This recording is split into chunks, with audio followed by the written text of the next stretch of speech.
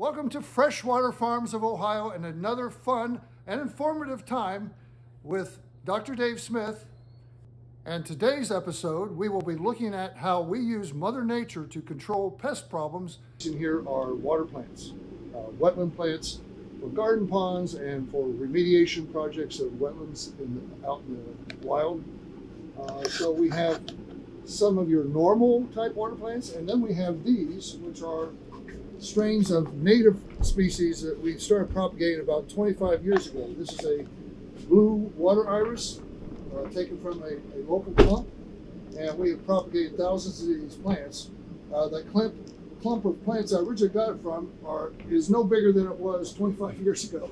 They don't spread very fast on their own, so we have to help Mother Nature along. We always take just a little bit, and then we can take it and expand that quite a bit. So one of the things I love about water plants, and if people have house plants, they'll appreciate this, you can never overwater them. They want to have their feet wet. But what makes wetland plants unique is they can withstand it. They don't have to have it. They can grow in dirt just as well, but they are adapted to grow in water. And it's weird, we have regular irises and water irises, look the same, but completely different functionality or different habitats because of that ability to grow in wet environments. Same thing with canis, hyacinths, hibiscus. There's all kinds of species of flowers that there's a water version and there's a land version. When you're growing water plants with fish, it's often referred to as aquaponics, a combination of aquaculture and hydroponics, where you're recycling the water through the plants and to clean the water for the fish, and then the fish nutrients go to fertilize the plants. This is just a wide variety of types of things that we raise in here. Having them in here in the wintertime and then solar here gives us a big jump start in the spring. Probably later this week, now that we're in the middle of April, we're going to start putting most of these outside, and then we'll be bringing in the next things. Every time we try something new, we do learn something. When we have these plants outside, we have no trouble with pests because you're out in the natural environment. There's plenty of beneficial insects and spiders and things to take care of normal pests that are usually found in greenhouses. Things like aphids. We were having a big troubling time with our aphids in this summer here. The first couple of years, that they would actually take this water celery and some of these other nice lush plants and just kill them. There were so many aphids. We resorted to spraying a little bit of Sevin every once in a while because it got to be so bad. I mean, we tried releasing, I think, 10,000 ladybugs in the solar here. Nothing seemed to do the trick. This year, we didn't spray again, but for some reason, we're going, oh, the aphids are not here so bad. So we had a specialist from Ohio State come out. So this year, we began to have fewer problems with the aphids, and we couldn't figure out why. And we talked to an entomologist from Ohio State, and he said, you see these little extra other dots on these leaves? That's the eggs of the parasitic wasp that started feeding on the aphids. So now we make sure we don't spray anymore. We don't even need those ladybugs.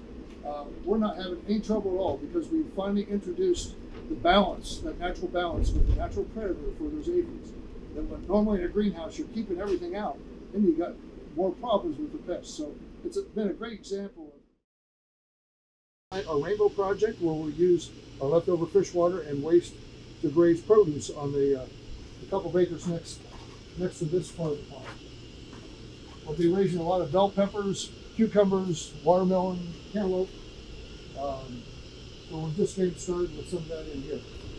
Those will be going out not for another month or so. This particular plant here, water celery, is not so much for a decorative plant, but we use it for water purification, where we're recycling the water, typically in a garden pond, through a weir or waterfall. We establish this. It is a hardy plant that dies back in the wintertime, comes right back in the spring, but it makes a mat of roots that is a really good example of phytoremediation. Phytoremediation is literally when you're using plants to remediate or clean up water quality. Our local school, West Liberty Salem, has a spring-fed stream that comes out of tiles from an agricultural field. And for the first 100 yards, it's choked with, in a good way, with watercress, which is another cold water plant in streams that has to have pretty clean water. It's down to sample the water at the end of this watercress bed. And at that point, there was zero nitrates, water quality was really pure. So we took samples at the head of it, just where it was coming out of the tile from the field, and there we found that nitrites were 10 parts per million and nitrates were 20 parts per million before these plants had a chance to remove that and clean the stream. So that is a textbook example of phytoremediation. Now that 20 parts per million nitrate is actually twice the limit for drinking water standards. So it was significantly impacted from the farm, the fields, the agriculture, the fertilizer, but by the time it went through that patch of water plants, it was completely remediated, completely cleaned up. We at Freshwater Farms thank you for watching. Let us know what you think. And subscribe and follow.